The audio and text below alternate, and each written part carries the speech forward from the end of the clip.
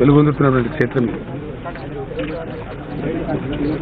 చాలా విశిష్టత, చాలా సనాతనమైనటువంటి ఆలయంగా ఈ ఆలయానికి ఉండే ఖ్యాతి విశ్వవిఖ్యాతంగా ఉంది. ఆల్రెడీ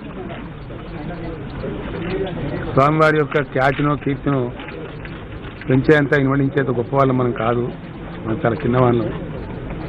కాకపోతే క్షేత్రానికి సమైక్య రాష్ట్రంలో కొంచెం నిర్లక్ష్యానికి గురైంది. ఇంత అద్భుతమైనటువంటి క్షేత్రం.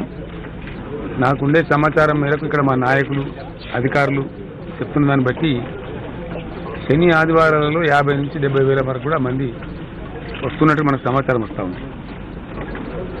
ఆలయం గొప్పగా నిర్మించాలని, సంబంధించినటువంటి ఇన్ఫ్రాస్ట్రక్చర్ క్రియేట్ చేయాలని, ఇది ఒక దాదాపు 1000 ఎకరాలలో టెంపుల్ సిటీ కూడా అద్భుతంగా తీసుకోవాలని సంకల్పించి పనులు ప్రారంభించడం.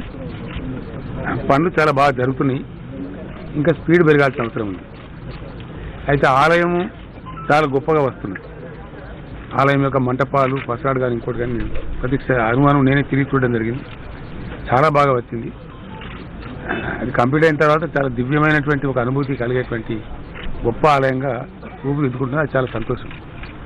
అదేవిధంగా శివాలయం కూడా చాలా గొప్పగా, అసలు ముందున్నటువంటి ఆలయానికి కానీ శివాలయానికి కానీ ఇప్పుడు పోలికెళ్ళేంత గొప్పగా తయారవుతూ ఉంది. అది కూడా ఒక మంచి డెవలప్మెంటు. కొంత కింద ల్యాండ్ అక్విజిషన్ పెండింగ్ ఉండే, ఈరోజు కంప్లీట్ చేసినాం. ఈరోజే ఫైనాన్స్ సెక్రటరీ చెప్పి ఒక 70 కోట్లు రిలీజ్ కూడా చేయించాం. 143 + 30 173 ఎకరాల స్థలం ఉత్తర భాగంలో ఆలయానికి కింది వైపు దాన్ని సేకరించడం జరిగింది. డబ్బు కూడా పే చేస్తూ ఉన్నాం. 30 ఎకరాలేమో చెరువు కింద ఉంది. దాన్ని గండి చెరువు అంటారు, ఏమంటారు, గండి చెరువు అనే పేరుతో పిలుస్తారు కుంట. అది స్వామివారి తెప్పోత్సవానికి దాన్ని కొంచెం డీపెన్ చేసి బ్రహ్మాండం చేసినట్టయితే స్వామివారి యొక్క తెప్పోత్సవానికి ఉపయోగపడుతుంది. అదేవిధంగా మిగిలినటువంటి 143 ఎకరాల స్థలంలో భక్తులు వస్తే ఇప్పుడు ఇందాకనే ఒక ఆయన వేగేసిన ఫౌండేషన్ ఆనందరాజు గారు వాళ్ళకి సంబంధించిన వాళ్ళు 10 కోట్ల రూపాయల డొనేషన్ చెక్ నాకు ఇచ్చిపోయారు. వాళ్ళు ఇంకో 4-5 కోట్లైనా సరే ఇస్తామంటున్నారు. నిత్యాన్నదాన సత్రం వారు ఆల్రెడీ తిరుపతిలో నిర్మించున్నారు. అట్లాంటి సత్రం ఇక్కడ నిర్మించడానికి ఒక 10 కోట్ల రూపాయల డొనేషన్ కూడా ఇచ్చినారు. అది కింద bus station, queue complex, car parking, నిత్యాన్నదాన సత్రాలు, భక్తులు కొనుక్కునేటువంటి విశేషమైన వస్తువులకు సంబంధించినటువంటి మార్కెట్లు, ఇవన్నీ కూడా నిర్మాణం చేయాల్సిన అవసరం ఉంది. అది కొండ గుట్ట కాదు కాబట్టి ప్లేన్ ఏరియా కాబట్టి ఐ థింక్ రాబోయే 10-15 రోజుల్లో మళ్ళీ నేను వస్తున్నాను. వచ్చి జిఆర్ స్వామి గారిని కూడా తీసుకొని వస్తాను. ఆలయం లోపల పెద్ద మార్పులేం లేవు, మావి అన్ని యాక్సిడెంట్ ఉంటాయి. అవి స్వామివారి సూచన మేరకే చేసినాం. జిఆర్ స్వామి గారు ఏదైతే సూచన చేశారో ఆగమ శాస్త్ర ప్రకారంగా నియమాలు అనుసరించి చేసినాం. అది అట్లాగే ఉంటుంది. చిన్న మార్పులు ఉంటుంది తప్ప పెద్దగా ఉండదు. కొన్ని ట్రీట్మెంట్ చెప్పినాము. కొండ కింద భాగం నుంచి జరగాల్సిన ఏర్పాట్లు పశ్చిమ భాగం కానీ అటు భాగం కానీ వాటిని కూడా ఇందాక డిస్కస్ చేసినాం. అవి ఇమీడియట్గా చేయడం జరుగుతుంది.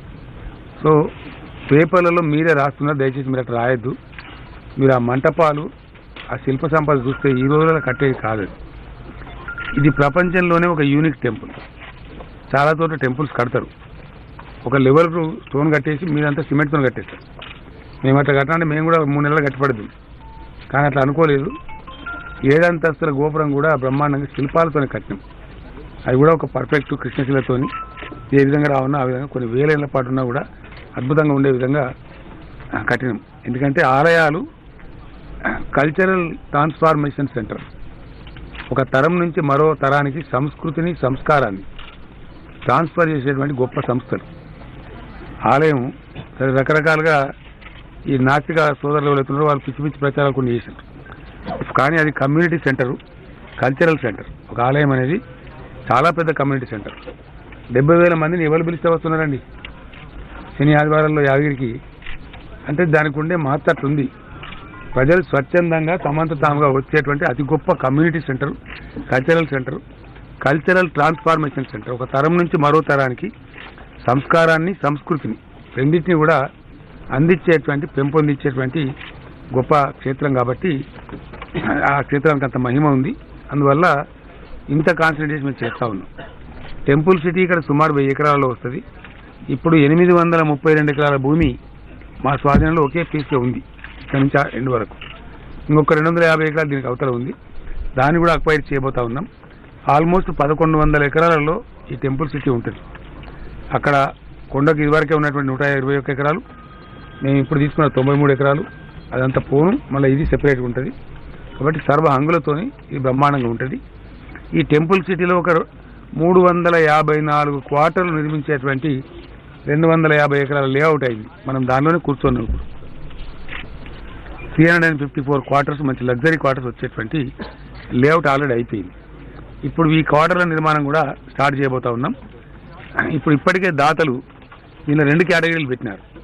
ఎందుకంటే దీనిలో 2 కోట్లతో కట్టేటువంటి క్వార్టర్స్ ఉన్నాయి, 1 కోటి రూపాయలతో కట్టే క్వార్టర్స్ ఉన్నాయి, మనకు 50 లక్షలతో కట్టేటువంటి క్వార్టర్స్ కూడా ఉన్నాయి, 25 లక్షలతో కట్టేటువంటి క్వార్టర్స్ కూడా ఉన్నాయి. రకరకాలుగా పోతూ ఉంటాయి.